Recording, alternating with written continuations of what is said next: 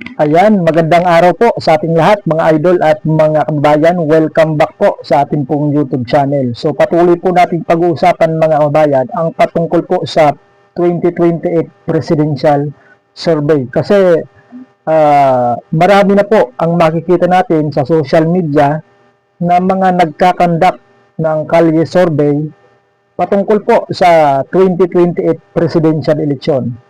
At marami na po ang mga matutunog na pangalan na mga kakandidato sa pagkapangulo sa darating na 2028 mga kababayan. Ang isa na nga po dyan, lalong-lalo na, nagdeklara na si Vice President Sara Duterte na talagang tatakbo siya sa pagkapangulo sa 2028. At ang isa po sa matunog din na pangalan ay yung dating yung dating kumandidato sa pagkapangulo pero natalo. Ito pong si Naga City Mayor Leni Robredo. So, isa po yan sa mga matunog na pangalan. So ngayon po mga kababayan ay nagsagawa din po ng online survey. Ito pong the situation report. Nagsagawa po sila ng online survey. So ito pa lang the situation report mga kababayan ay mayroon na pong almost 100 followers, 100k, 100,000 followers sa kanila pong Facebook page mga kababayan. So pwede nyo pong bisitahin ang the situation report sa kanila pong Facebook page. Ayan, nagsagawa po sila ng online survey sa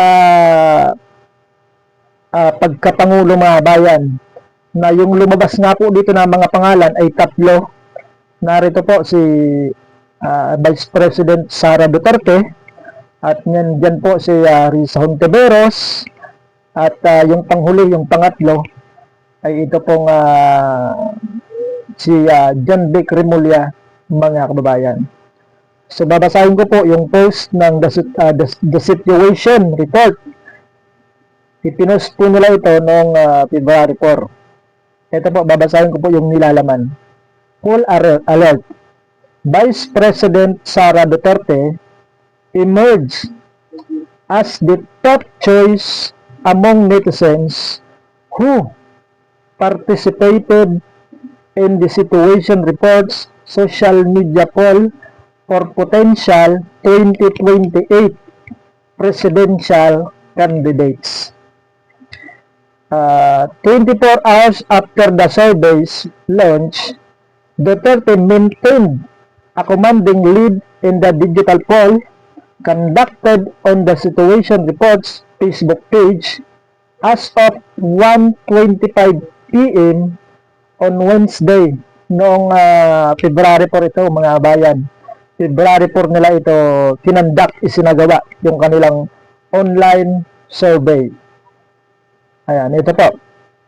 The poll focused on Duterte, Senator Risa Hontiveros, and Interior Secretary John Vic Remulla, the three government officials who have most clearly signaled their intent or readiness to contest the 2028 presidency. So ito na po yung mga nakuha po nilang porsyento mga kabayan sa ginawa pong online survey nito pong the situation report. So hindi po face to face mga bayan yung kanilang ginawa. Hindi kagaya ng Kalye survey na talagang face to face at naka-video pa talaga, naka-vlog yung ginagawa naming mga yung nagkakandak ng Kalye survey. Talagang nakikita po ninyo na i-vlog natin kung sino yung bumoto, kung ano yung mukha nila, kung babae, kung lalaki, mga bayan. So iba po sa sa online survey kasi yung mga boboto lang po dito yung mga followers nitong the situation reports na almost 100,000 followers sa kanila pong Facebook page. So mga kabayan, ito po yung naging resulta ng kanilang ginawang online survey. noong February 4, 2026. Aba, mga kababayan, magugulat kayo sapagkat yung nangunguna dito, mga kababayan, ay ito pong si Vice President Sara Duterte na nakakuha po ng 97.6%. O, akalain nyo, napakalaki. Ha? Napakalaking porsyento po yung nakuha nitong si Vice President Sara Duterte. Sa pagka-online survey, mga bayan, ay mga taga-ibang lugar ha. Iba't ibang lugar po yung mga followers. Mayroong sa Luzon, sa Visayas, Mindanao, mga bayan, kahit nga po sa Bicol ha, meron po mga followers ng The Situation Report. So, ibig sabihin, hindi lang taga Mindanao, hindi lang taga Visayas, kasi alam po natin ha, lalong-lalo lang karamihan, na yung Mindanao at Visayas ay malapit sa mga Duterte. Kaya dito po sa online survey ay patas po. May taga Luzon, may taga Visayas, at may taga Mindanao. Pero mga bayan, yung nangunguna pa rin ha, sa ginawa nilang online survey ay ito pong si Vice President Sara Duterte, mga bayan, na nakakuha po ng 97.6%. At sinundan po ito ng pangalawa. Ito pong si Senator Risa Hontiveros na mayroon lamang nakuhang 2.2%. So wala pa sa puwake yung nakuha nitong si Risa Hontiveros dito sa ginawa nilang online survey. 2.2%. At yung pangatlo, mga bayan, pangatlo at panghuli ay ito pong si John Vic Remulla, si DILG Secretary John Vic Remulla, na matunog na pangalan na baka si John Vic Remulla yun pong pambato ng administrasyon ni Pangulong Bongbong Marcos. Bakit? Sino ba ang pwedeng i-endorso? Sino ba yung pwedeng pambato ni Pangulong Bongbong Marcos? Hindi pa naman pwede yung kanyang anak kasi hindi pa pwede yung edad ni Sandro Marcos, medyo bata pa. So sino ba yung pwedeng i-endorso ni Pangulong Bongbong Marcos? Kaya yung lumalabas na pangalan ay itong Remulla, lalong-lalo si John Vic Remulla at si Boying Remulla, at ganoon din yung yung asawa ni Vilma Santos, mga bayan, si Ralph Recto. Isa din po yun sa mga matunog na pangalan na lumalabas na baka sila yung i-endorso ni Pangulong Bongbong Marcos. Kasi wala man tayong nakikitang iba na pambato ng ating Pangulo. Kaya nga nung pumunta sa Naga City itong si Pangulong Bongbong Marcos ay may mga spekulasyon na baka makipag-alyansa, makipagkampi itong administrasyon doon po sa kakamping, mga bayan. Yun po yung mga usap-usapan nung pumunta si Pangulong Bongbong Marcos sa Naga City at nakipagkita kay Naga City Mayor Leni Robredo.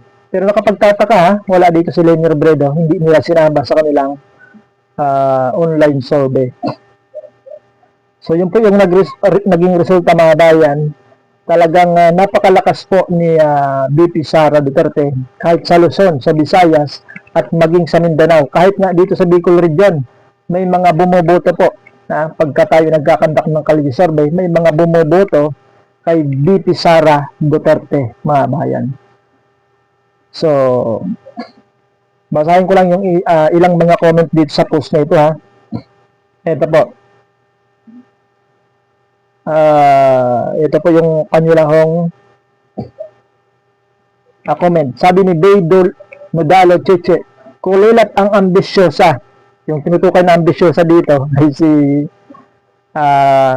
Hontiveros, mga bayan. At itong si Hontiveros nga. Kim Rabor, kaya nga i-impeach na lang nila kasi di talaga sila mananalo pag sa butuhan daanin. BP Sara, solid lang. BP Sara Duterte lang solid, sabi ni Annie Lising. Ito ang totoong survey. Jeep Onobera. Ito pa. Grabe, dikit na dikit ang laban ni John Vic at Risa. Mukhang kailangan nating ilabas si Bong. Pambira kayo ha. So agoy, ang sakit-sakit naman ng result para kay Aunt Teresa at Uncle John Beck. So talagang napakalakas talaga ni BP Sara mga bayan. Tanggapin na natin mga bayan na talagang napakalakas talaga at mahirap kalabanin. Ha? Itong si BP Sara Duterte mga bayan.